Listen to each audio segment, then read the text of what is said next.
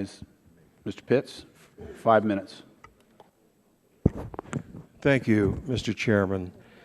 Let me just speak to a couple of issues that have been raised by the other side. First, the Prevention and Public Health Fund. Basically, this is a fund that provides $2 billion a year to the Secretary of Health and Human Services in perpetuity forever.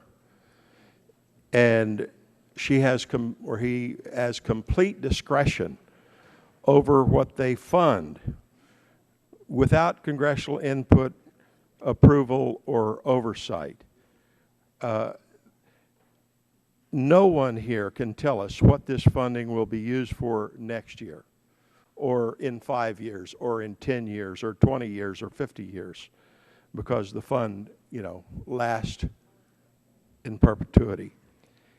And Congress is giving up its oversight role, and this is not the only source of funding for prevention.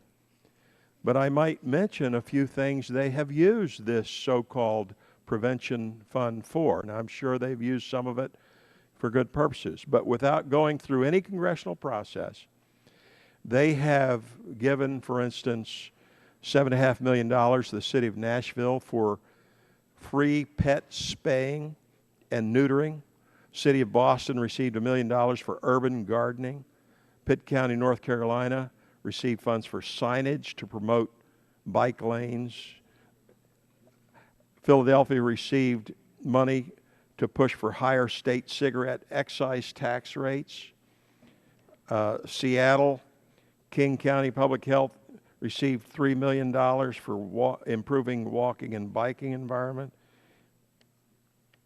Another one, $12 million for changes in zoning policies to locate fast food retailers farther from schools. A county in North Carolina, $400,000 to promote pickleball.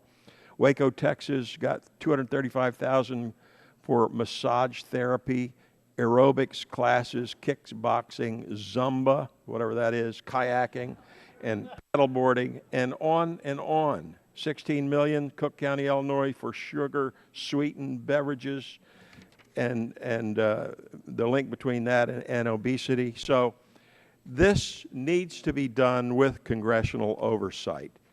And so this is a legitimate amendment to, or aspect to this bill. Let me speak briefly on the issue of Planned Parenthood and abortion that has been raised.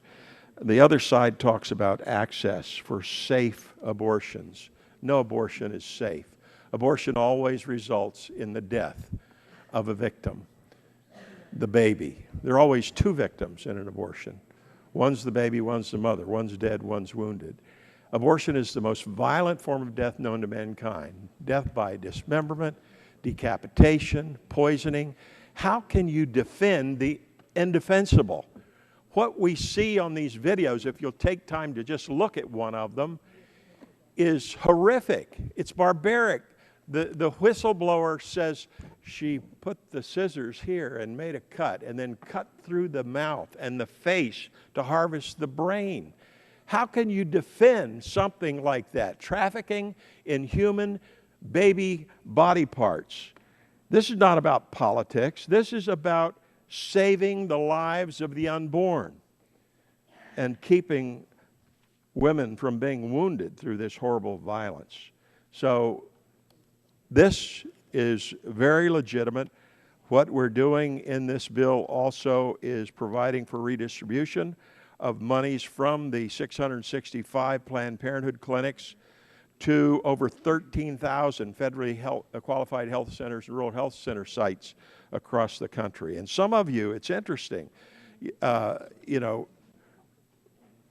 of the speakers has 3 Planned Parenthood sites, but 51 federally qualified health sites in their district. Another has 1 who spoke, 56 federally qualified sites. And, I think the members would double the amount of money because they're doing real health care, not just referring for mammograms. They do the mammograms. They're doing the real women's health care there. And so this is very, very important, and I urge my colleagues to support this reconciliation bill and yield back.